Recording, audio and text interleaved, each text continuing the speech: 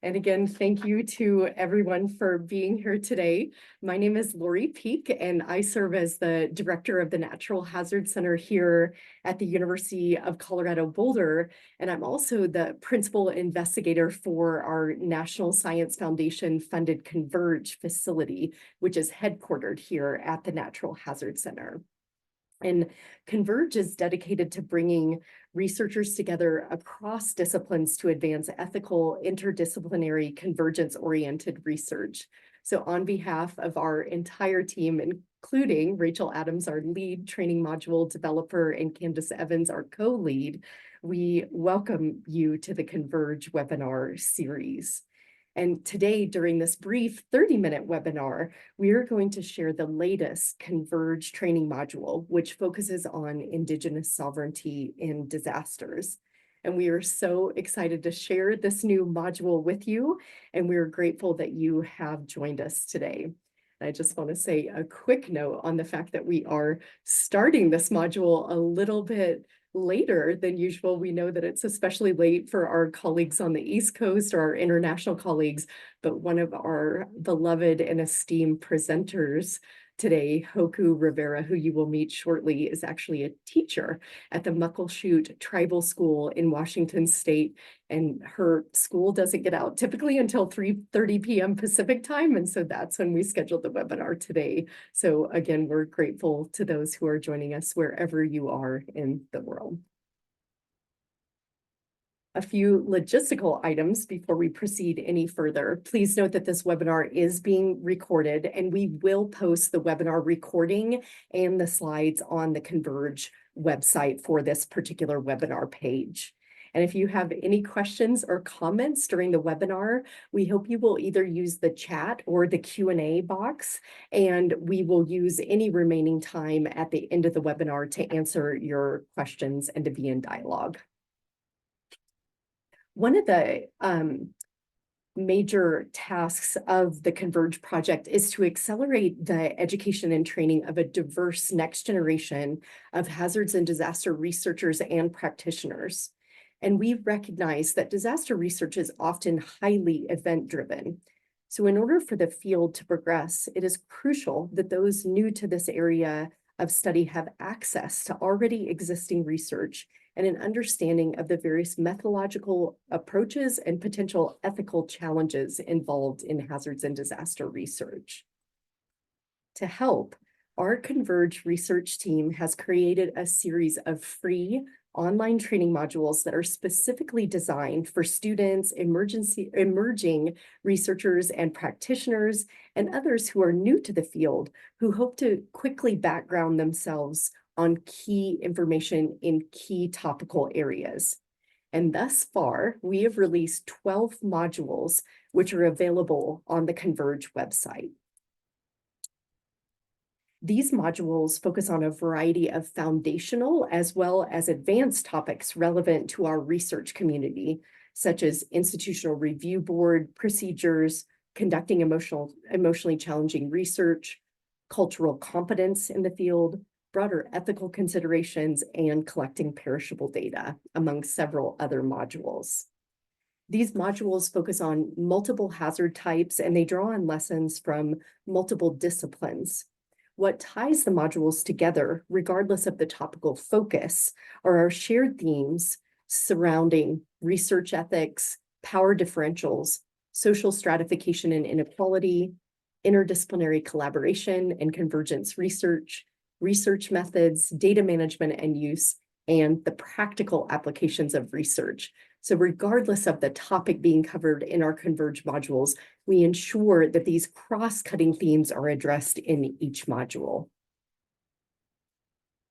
These training modules can be used as a classroom assignment or competency requirement to ensure that students and others who are new to the field have a baseline level of knowledge and skills as they move forward with their efforts. To further encourage classroom adoption, we have partnered with educators to create the CONVERGE training modules assignment bank. There you can find several model assignments posted on the CONVERGE training modules page for classes at both the graduate and undergraduate levels and across several different disciplines. To all the other educators out there, if you are using these Converge training modules in your classroom, we would love it if you would consider submitting an assignment to be included in the bank and to help your fellow educators. The training module that you are getting ready to hear about today was made possible through an incredible partnership with several leading Indigenous scholars and their partners who are at the forefront of advancing and facilitating intercultural, relational-based approaches to advancing science. This module, as you're going to hear more about from Julie Maldonado, actually grew out of a curriculum focused on COVID-19 and climate change, which was entitled COVID-19 and Climate Change, Understanding Place, History, and Indigenous Sovereignty in Emergency Response. And it was developed by the researchers and scholars that you see on the screen here. We had the opportunity to publish the curriculum via the Natural Hazard Center website. And soon after it went live, we began working together to revise and reshape the content of this expansive and impressive curriculum into a more condensed Converge training module. In that process, we were especially blessed to work closely with Hoku Rivera, one of the lead curriculum developers, who you will also hear present today, and also with Julie Maldonado, who served as a guide and constant source of support and vision for both the curriculum as well as the training module that you're going to hear about today. We also, again, want to acknowledge Patrick, Michelle, Paulette, Jasmine, Leslie, and Ciara, who were all key to the curriculum development and joined us on this journey to turn the initial curriculum into a Converge training module. So huge shout out to this team. And with that, Julie, I want to turn the microphone over to you now with all gratitude for everything you've done to make today and this module possible. Thanks so much for that intro, Lori, and to the whole Natural Hazard Center team and everyone for joining today. Again, my name is Julie Maldonado, and I'm really pleased to be here with you today. As Lori noted, the module you'll be learning about was originally developed through initial collaboration with FEMA's higher education program as a 9-part course on tribal and indigenous communities' experiences of COVID-19 and climate change. As Lori noted, is led by an outstanding group of 4 Indigenous rising scholars, one of whom you'll be hearing from in just a moment. And the original curricula was really geared towards delivery as part of undergraduate courses, including at tribal colleges and universities. And so given, the intersection with the hazards and disaster community, we reached out and partnered with the Natural Hazard Center, and huge thanks to Lori and the whole crew for jumping on board with open arms and open hearts, and to make the materials publicly available through their website. And we hosted a webinar to help promote the materials more broadly through the Rising Voices Center. And so following this, we worked with the team at Converge to turn the original materials into a training module that could be included as part of the ongoing Converge training module series, really allowing us to reach a much wider audience of hazard and disaster researchers and practitioners, with many of you included in that. And so we hope this new module help to educate users on some of Indigenous peoples' experiences and work to really combat the impacts of hazards and disasters, as well as outline ideas, for some approaches to developing ethical and participatory research partnerships with a diversity of Indigenous communities. So really hoping for this to kind of open up a conversation together moving forward. So I'm going to transition over to Hokulani Rivera, who's one of the lead developers of the module and a teacher at Muckleshoot Tribal School. Awesome. Thank you so much for the introduction. As Julie mentioned and Lori mentioned, my name is Hokulani Rivera. I am Kanaka Maoli, which means that I am Native Hawaiian. I also go by Hoku just for short, and or Miss Hoku if you're in my class. And I was part of the team of scholars who led the development of the materials upon which this module is based. So today I'm going to provide an overview and demonstration of the Indigenous Sovereignty in Disasters training module, which describes historical and contemporary manifestations of settler colonialism and the resulting impacts on and responses of Indigenous peoples. In particular, it highlights how Indigenous sovereignty, or the rights of Indigenous peoples to govern themselves, can help build resilience to hazards and disasters. And then it discusses and then we're going to be discussing, and it discusses the importance of engaging in ethical research and participatory partnerships with these communities. So what you can see right now is that the Indigenous Sovereignty module is organized into 4 lessons. So lesson 1 focuses on understanding the historical legacy and contemporary manifestations of settler colonial systems in the United States and its territories. So really, tying those together. Lesson 2 discusses the social vulnerability of Indigenous communities to climate-related disasters. Lesson 3 highlights the various facets of Indigenous sovereignty and resilience in disasters. And Lesson 4 reviews strategies and opportunities for engaging in ethical partnerships and respecting Indigenous data sovereignty, which is something we don't often see. So overall, this module takes about 30 to 60 minutes to complete, but if you're really diving in, be prepared that it might even take you more time. Just depends on how deeply you connect with the material. So, going into the objectives, each of these lessons focuses on different topics, of course, and a specific set of learning objectives.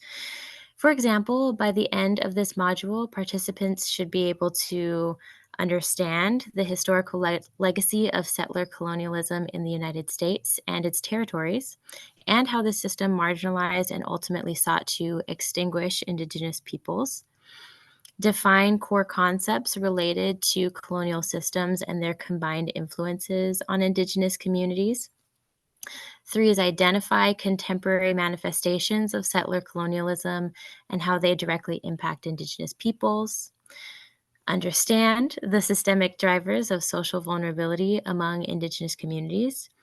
Recognize the ways that climate change-related disasters threaten the health of Indigenous communities. Review key policy issues that may further exacerbate the socially driven vulnerability of Indigenous communities, and even more so, to learn the multifaceted ways that Indigenous communities work to build resilience to hazards and disasters. We're going to be gaining a contextual understanding of Indigenous peoples' relationships to place as they inform community practices and decision-making. And then wrapping up, appreciate the role of trust and long-term participatory engagement in building equitable and ethical collaborations between non-Indigenous and Indigenous partners. Understand the policies and procedures that impact how federal agencies consult and work with Indigenous peoples and tribal governments. And finally, engage in ethical research and emergency management practice with Indigenous communities. So, in the online module on the right-hand side of the page, there's a tracking bar where you can monitor your progress as you move through the module lessons and topics. So once you've completed a topic, you can always go back and review at a later time, which you want to, because lessons 1 and 2 really do kind of play onto each other. And so it's a great way to continue reviewing. So throughout the module, we provide case studies from multiple locations and hazard types, examples, images, and infographics to illustrate content. In the Settler Colonial Systems lesson, we discuss the role of land dispossession in Indigenous communities' vulnerability to hazards and disasters. So diving into that, centuries of dispossession and forced migration of Indigenous peoples to marginal lands by settlers has placed these populations in the areas at highest risk for climate-fueled disasters. For instance, using data from both federal and tribal sources to construct a comprehensive data set of land dispossession and forced migration of Indigenous peoples in the contiguous United States, Farrell and colleagues examined the effects of these processes in terms of climate change. They found that present-day tribal lands in North America are on average more exposed to climate change risks and hazards, including more extreme heat and less precipitation. Almost half of tribes have also experienced heightened wildfire hazard exposure. This is one of the many specific examples in the module that demonstrate how the effects of the egregious acts of structural and cultural violence committed by settlers continue to shape the lives of Indigenous peoples. In addition to the module's written and interactive visual content, we have compiled a wealth of additional resources related to Indigenous sovereignty and disasters, including an annotated bibliography, which, patting ourselves on the shoulder for that one. But by clicking the additional resources tab at the top right-hand corner of the screen, you can find links to toolkits, activities, trainings, and other relevant resources regarding Indigenous sovereignty. Now, importantly, you must be logged in to the module to access these resources. And then at the end of the module, you can take a 10-question quiz to assess what you've learned. If you're an instructor considering these quizzes for classroom use, we have a question bank that uses a random generator. So if you assign this to your students, they will not be all getting the same questions. And now, if you get at least 8 out of 10 questions correct, you will receive a certificate of completion with your name and the date. You can save the certificate as a PDF and can also access it at a later date through your training module account. So it's important to have an account. In addition, thanks to the partnership with the International Association of Emergency Managers, or IAEM, we offer 1 contact hour of general management training for each completed CONVERGE training module through the IAEM certification program. As shown on your screen, the contact hour is placed on the certificate upon completion of the module. So now we're going to be shifting to the demonstration portion of this webinar. While Lori is getting the screen ready for the demonstration, Kate will add a link to register for the training modules in the chat. So if you're going to be checking these out, make sure to make an account with the link that'll be provided. All right, hacker voice, we're in. Okay. For the sake of time, I'm going to guide you through a portion of lesson 3, as well as an activity we include at the end of lesson 1 to demonstrate how you might incorporate this module into your teaching or classroom assignments. Lesson 3 describes the multifaceted ways that Indigenous communities work to build resilience to hazards and disasters, including a focus on Indigenous peoples' relationship to place. The first topic in this lesson is traditional ecological knowledges. All right. For thousands of years, Indigenous peoples have lived on, cared for, and cultivated the lands and waterways of the region now known as the Americas. Despite centuries of settler colonial violence, these practices of relationship and reciprocity with non-human relatives have remained. Not only have these traditions survived in Indigenous communities, but they are also being revived to address and reverse the impacts of climate change. In the process, Indigenous peoples are helping to restore human relationships to all living things. Now, there are numerous diverse Indigenous groups that each hold different worldviews. However, these worldviews and place-specific knowledges often share a common understanding of non-humans as relatives.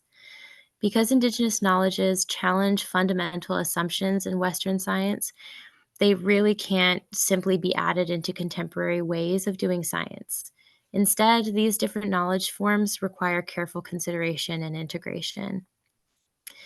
So, traditional ecological knowledge, also known as TEK, and also known as the Indigenous knowledge or Native sciences, is a component of Indigenous knowledge systems that encapsulate the intrinsic knowledge Indigenous peoples have learned and retained over tens or hundreds of millennia regarding the physical world and how to live as a part of it. Although the term was initially coined by Western scientists, Indigenous scholars have come to bring a deeper understanding of both the significance and the expansiveness of TEK. Scholars like Kyle Powys White, who is Potawatomi, have created a functional understanding for the term that allows for easier comprehension and modern connections to urgent issues like climate change. So, yeah, once again, going back to bringing the history, but also realizing us Indigenous peoples were still in the present. We are still dealing with these things, and we are still coming up with solutions constantly. So, after centuries of colonial disregard for and erasure of Indigenous knowledges, TEK as a framework serves to renew and validate these understandings and practices going into those modern times. When TEK is used in modern decision and solution making, positive impacts can emerge for Indigenous communities, especially for young people. For example, TEK can lead to the promotion of Indigenous sciences and scholarship in white-dominated fields, recognition of spirituality and interconnection in science, the strengthening of Indigenous identity through the encouragement of Indigenous language revitalization in efforts to apply Indigenous terms to ecological phenomena and cultural understandings of them, and the provision of a practical tool and knowledge system that helps Indigenous communities adapt to climate risks and promote socio-ecological resilience while encouraging empowerment and sustainable resource management. The next topic in the lesson discusses food sovereignty, which is my favorite because I love food. The food systems developed by Indigenous peoples successfully nourished their communities and fostered a deep connection with their land for centuries. The imposition of Western agricultural practices, however, destroyed many of these long-held systems, forcing tribes to adjust to a food supply controlled by market forces. The decimation of Indigenous food systems has resulted in a significant prevalence of food insecurity and diet-related illnesses among Indigenous peoples. I see taro on the screen. Yay, taro. That's where my community is rooted in. The practice of food sovereignty is one way to return ownership and control of food supply to Indigenous communities. This involves ensuring that Indigenous people and tribal communities have the agency and resources necessary to assume control over the production and distribution of their food in a way that aligns with their own cultural practices and values, such as through hunting, fishing, gathering, and other traditional food system practices. By prioritizing the cultivation of traditional, healthier foods, food sovereignty helps to address problems like food insecurity and food-related health issues that can be exacerbated during times of disaster. It can also provide an environmentally and culturally conscious means for Indigenous groups to restore connections with their communities and lands. All right. So, rather than continuing to show you this lesson, which follows the same format, we wanted to take this opportunity to show you an example of one of the activities we have in the module, which invites users to put their knowledge into action by providing an opportunity to reflect on the violations of Indigenous sovereignty in the frame of development. Our hope is that by demonstrating this portion of the module today, you will walk away with ideas for how you might incorporate these activities and the module itself into your classrooms. All right. So, the lesson begins with a short vignette about the Willow Project. After reading the vignette, users then have the opportunity to reflect on how this development project reflects contemporary settler colonial systems and its connection to the idea of Indigenous sovereignty. In 2023, the federal government approved the Willow Project, a major oil drilling plan on Alaska's North Slope. It is one of the largest oil drilling proposals on U.S. public land, with an anticipated yields of more than 600 million barrels of oil over the next 30 years.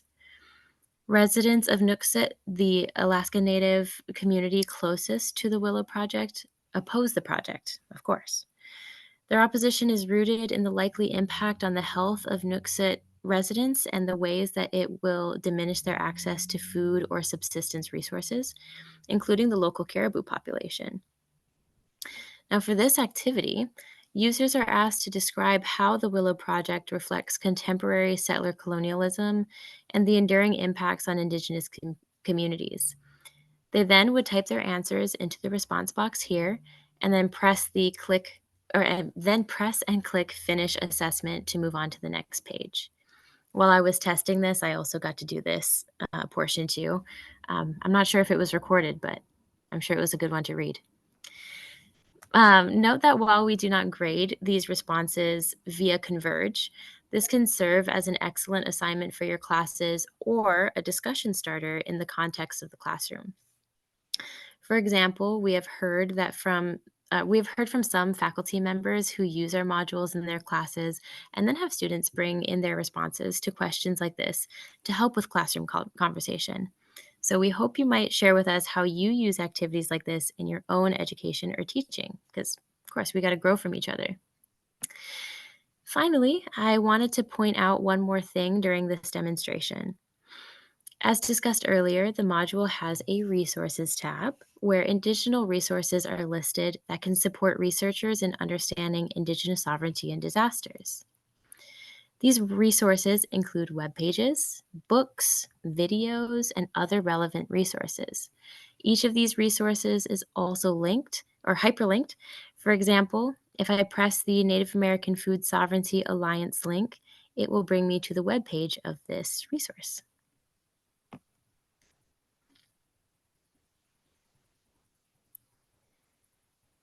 Yeah, very, very good page. I did a lot of research with that one. I also wanted to note that we have an annotated bibliography that includes all of the references cited in the module. So you can find that bibliography in the Learning Management System, or it is available for download on the Converge website as well. All right. So that concludes our demonstration today. We are now going to return to the webinar slides. Oku, thank you so much for that overview of the training module. Thank you for all of your work on the curriculum and the module itself. And just thank you for everything you do for the kids that you teach and the communities that you serve. This has been such an honor working with you and the rest of the team. And to all of the wonderful people who are out there on the webinar today. We have a few minutes for questions. If anyone has any questions that they'd like to drop in the chat or in the Q&A box, we would love to dedicate any remaining time to that. And thanks to the kind people who are dropping kind words into the chat right now. Great to see Ranjan saying he's going to give it a try in his class. Elizabeth, thanks for the much respect, and others. And thanks for the kind words of respect. And so I see Candy, thank you for the question. So it said, did the link to sign up to register for the courses get posted? Not seeing it. So Rachel or Candace, would you be willing to share the link? It actually will take you, Candy, directly to our Converge training module site, and you can then navigate from there and register. And I see Rachel has posted that. Thank you so much for that question. And I see Laura has asked a question. I have a question in terms of how to access the module. So again, they are free. Rachel has put the link in the chat, or you can find them on the converge.colorado.edu webpage slide. And thank you again for all the kind words. I'm trying to keep up with the chat. Oh, how long is the course, Hoku? Will you take that one? How long does it take on paper versus how long if you dive deep? That's a great question. If you read from top to bottom and then just kind of go through the motions, which obviously we're hoping you're not going to go through the motions, it might take you around 45-ish minutes. I would say 45 to 60. But the reason why we post so many links and why we have so many case studies is so that you do deep dive. And so I know even for me, even being the one who was a part of this team, it took me about 90 minutes to get through. Because I was so interested in following those resources and also even clicking on, or kind of, if there wasn't enough information about something for me, I was going in and researching more and then coming right back. So, um, it's a choose your own adventure, but with the hope that you take the time to really dive in. Beautifully said. And thanks to Hoku, Julie, and the original development team, there are indeed so many links and resources and case studies that, as Hoku is saying, you can get lost in the rabbit hole in the best sense of the word if you really start following up, reading all of the scholarly work that undergirds the module. And so we say 30 to 60 minutes again on paper, but as Hoku said, this could really spin out into much, much longer, sort of wherever you want to go. So thank you. I see that Paula is asking a question maybe near and dear to Julie and my heart. How can a faculty member find out and keep track of which students have completed this course? So in great news, Hoku shared the slide with the PDF of the certificate that those who get at least 8 out of 10 of the final quiz correct. So Paula, if you assign this in the class, what we found that most professors do, and I've done in my own 400 student intro to sociology class, you just have the students download the PDF and then they upload it as proof that they successfully completed the module, and they cannot get to that quiz unless they've gone through each lesson and sub lesson. And then again, they have to get at least 8 out of 10 right at the end. So yes, thank you so much for that. And thank you. I'm just looking, don't want to miss any questions. I hope oh, you know what, Rachel? Oh, okay, I see the link was going to the host and panelists. Now I see it went out to everyone. Thank you. And I guess, let's see, a team of tribal EMs have created a tribal emergency preparedness video on learning. If you would like to review it or add it to your lesson plan, Monty, if you would please, please, please, we will definitely follow up on email. Candace and Rachel have undoubtedly already written this down. What a generous and beautiful offer. We will 100% make sure that that's linked out. And Monty, thank you for sharing that. That's a great reminder to all of you who are on here. The great thing about this being an online module, we treat it as a living document. And so we can update, add new resources, new publications to both the module as well as to the annotated bibliography and the resources bank that Hoku showcased for you. Thank you. And Loretta asked, can you contact us offline with questions? Absolutely, yes, 100%. That is invited. Please use converge@colorado.edu. And if you have questions for one of the lead developers, we will make sure and use our Converge account to route directly to them. So Loretta, I think that's the best way to access us. And then Elizabeth Davis, hi, in New York City. What is the plan for updating and maintenance? And so I want to turn that to Julie and Hoku, is there as the originators of the curriculum. And so Elizabeth, thank you for that. And I definitely noted sort of the minor updates we can make if somebody sends us a new publication, but I'm curious, Julie and Hoku, with developing that original curriculum, was there ever sort of a long-term plan for wanting to update this? Is this something we should take offline and talk about? But Elizabeth, it's a great question. And Julie and Hoku, do you have any long-term plans you might want to share? Well, I want to hear Hoku what we would like to say. I was just going to start with, I think that, the original idea behind this was, again, similar to what Lori said. This wasn't meant to be static. This was to initiate something, and, seeing if there was maybe, a gap in the literature and for, students of all spaces and places and diversities. And so really the idea was to get this started as a kind of nurturing incubator space, not to hold on to it, not to own it in any way, to initiate it and hope that, others will pull off and grow and, take it where it needs to go. And this is just a minuscule amount of the information out there. So this is not the way, it's some ideas to get things going. There's, a million other approaches and communities and diverse ways of thinking about this. So really, you know, a big goal is that this helps it to initiate further work, not that it's meant to be owned in any sense by this group alone. So we hope that folks get excited about it and continue to build upon it. Mm. Beautifully said. Thank you. And Hoku, may I turn a different question to you? And then Suzanne Frew, I'm going to come back to you, but I'm going to turn to Hoku with a question. Cheryl, I hope you're safe in California with the flooding and landslides. Cheryl asked Hoku, we know you are a fifth grade teacher, but she would like to know, do you think the level of material that's been produced here, would it be appropriate for high school level, especially with, as she notes, California has new high school ethnic studies requirements, and so she's asking with that in mind.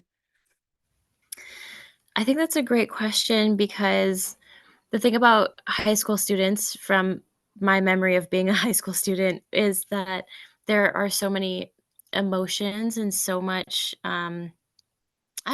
things feel so intense at that age, if I remember.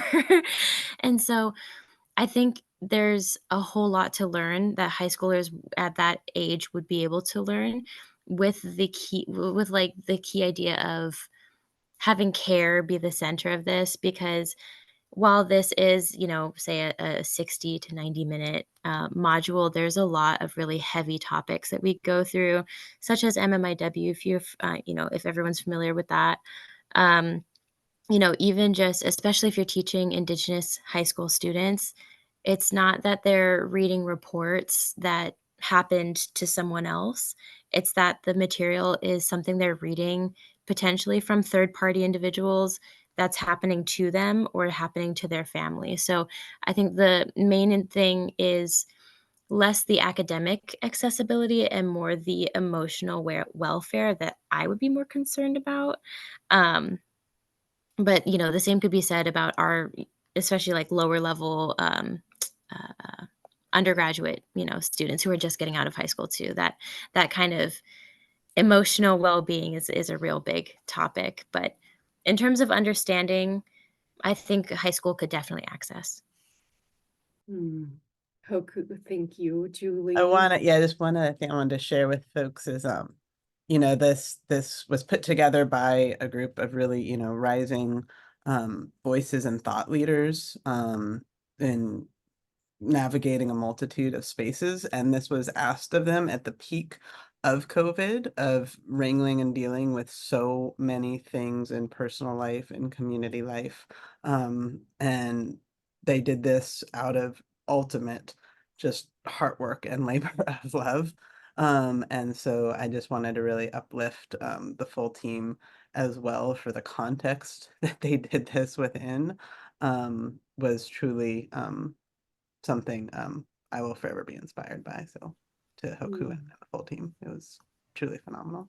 Thank Mm. you. Yeah, I was 21. I had just graduated with my undergraduate degree. So yeah, kind of going off of that, we were in such a different place as a community, but as people when we started making this. And I remember making a majority of lessons 1 and 2, the content that went into those lessons in this module. Um, and that alone took me, I think, somewhere between like 3 and 6 months, because there was just so much information to take in and to try to even condense while taking care of myself and my mental health. So yeah, there's a lot going on. Mm. Thank you so much for that question, Cheryl, and for all of the depth of wisdom that you just shared, Hoku, and Julie, the layering that you added with thinking about the process of developing this as a team. And Hoku, something you just made me think of is we do have the sort of at the beginning of the module saying, take time, take care of yourself, but you're also making me think that it would be good for us to add something like, because these are broken into lessons rather than sort of a one and done, assign it, bring in your certificate, maybe it would be good to recommend sort of processing lesson at a time, because as you noted, those first two lessons are really, really just jam-packed with information that some people may or may not be aware of. And so I really love that. And Rachel and Candace and I will definitely follow up and talk about if there's a way to build on your really thoughtful insights here that we can even better introduce the module as new users come to it. So with that, Suzanne Frew, also in California, also on our minds, she has asked if there are any plans for presenting this at upcoming webinar or, conferences or other outlets and so forth. And so, Suzanne, thank you for asking that. We're hoping we're going to see so many of you at the Natural Hazards Workshop, where we will definitely have a poster. But again, Julie and Hoku, we'll turn this over to you. Do you have any upcoming events, such as through Rising Voices or otherwise, where you might be sharing this? Or if people want you to share it elsewhere, how might they make that request of the team? Yeah, so I was struggling to access everyone in the chat. I was trying to share the link, maybe if there's a way to share with participants after the link to the webinar we did in partnership with Natural Hazard Center with the full team. And then also, as Lori said, she has our contact information. And if you go to the Rising Voices website, the contact page, that'll route to me as well. And so happy to connect with folks that way and get folks connected in various ways. Perfect. Everyone, if you have ever been to a natural hazards workshop, one of the things you know is that we start and end on time. But in the case of this webinar, I don't think we have ever had such a lively and thoughtful and thought-provoking audience. Thank you, Angie, for what you just shared about, including mindfulness exercises and just all that's coming in through the chat. So please know we are going to download these comments. So as Julie said, we can actually slow down, process them, talk through them. Please know that we have a heart full of gratitude for all of you. We're willing to break all the rules and end not on time because of your active engagement with these materials. And just thank you so much to Julie, Hoku, the entire team on our side of the house. I cannot give enough shout outs to Rachel and Candace, who lead the training module development team, who brought in Bridget and Mark from our team as well to partner with this team and to make this all possible. We are so, so grateful and grateful for each of you who joined today. Please share the webinar link, the recording, and especially the link to the training module. And again, contact us at converge@colorado.edu if you have any questions, suggestions, additional resources, or anything else you want to share. So on behalf of all of us, we offer great gratitude to all of you. Please stay safe, stay well, and we hope to see you soon. Take care. Bye. Thank you, everyone.